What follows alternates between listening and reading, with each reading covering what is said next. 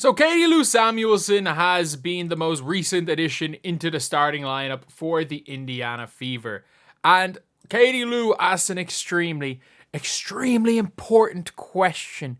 She asked the most important of important questions in today's press conference.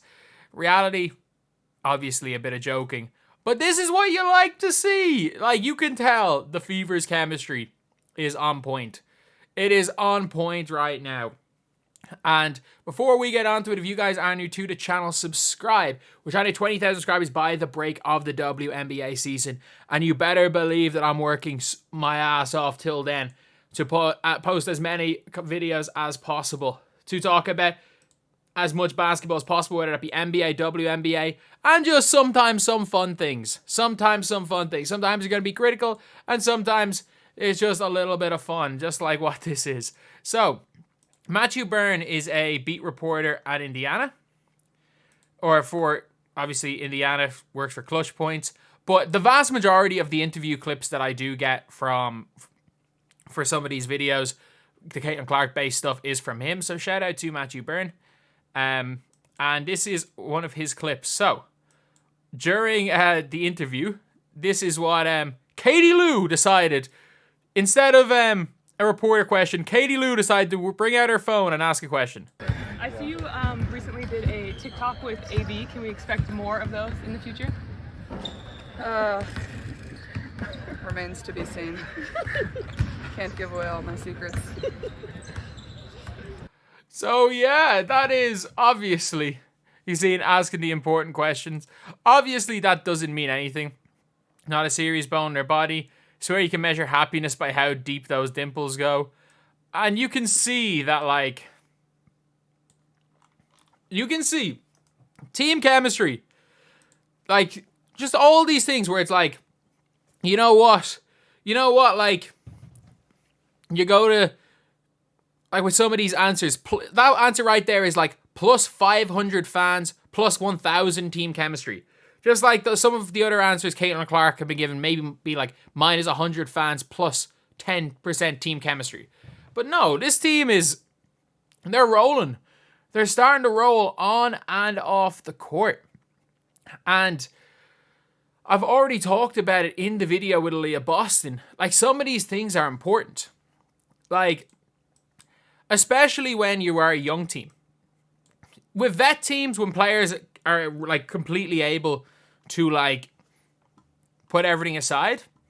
When they're able to put everything aside, focus on the sport, and almost, like, ignore some of the outside noise, even if you don't like a player, that's fine. But as for young players, it's very, very difficult to win with a team that you're not the biggest fan of.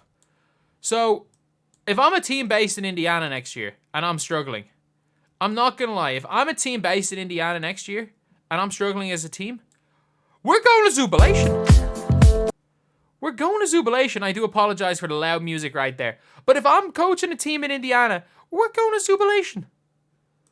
We're looking at those bird, or could not be further from a bird. We're looking at the swordfish. We're looking at the animals. We're getting some food.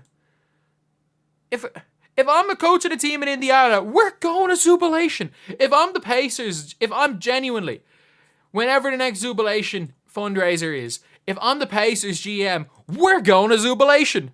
If I'm coaching the Hoosiers, we're going to Jubilation. If I'm coaching the IU Northwest NAIA team, I'm going to Jubilation.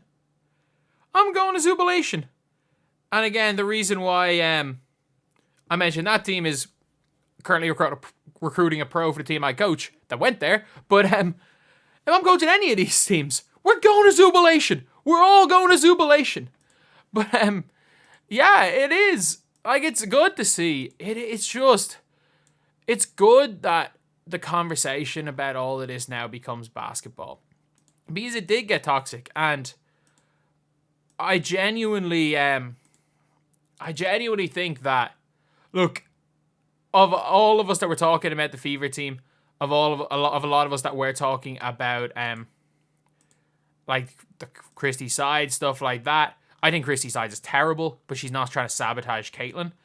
Like, to be fair, some of the videos, especially at the very start of the season, I might have alluded to. I don't think I'm nearly the worst. I think of a lot of people that do talk about this Fever team as much as I do.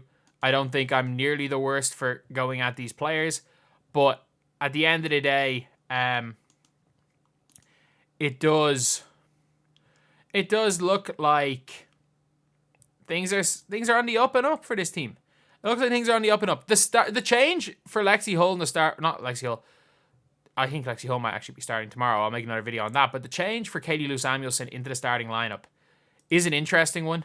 Like, I don't know how well Katie Lou's been playing, but at least putting her in the starting lineup gives you that shooting threat. I know she hasn't shot well those last couple of games, but at least it is a threat. Like, she has that ability to shoot the ball, and look, at the end of the day, she is a very, very good shooter.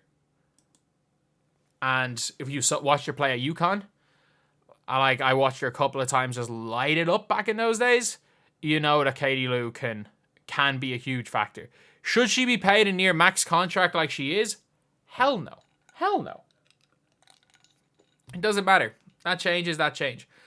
But yeah, like this is very clearly, you can see teammates that are laughing and joking with each other. And I genuinely, in my comment section for the last video I made in the Aaliyah Boston one, people were talking about it like, how are you basing this? Aaliyah Boston was already her friend. Just because Aaliyah Boston likes her doesn't mean the team get along. And it's like, well, one, I talked about her being at Erica Wheeler's fundraiser with Lexi Hull. Like, it's all of this is being based off that freaking pool or the picture on a boat where Caitlin wasn't on it because she had just got an ear injury, and the last thing you want to do is go in water when you have an ear injury. But yeah, it's like you're looking at two players like her and Alyssa Smith constantly hyping each other up on Instagram. Erica Wheeler being the vet for Caitlin Clark. And heck, these players realizing that, you know what? The best thing for all of us is if we get along. It's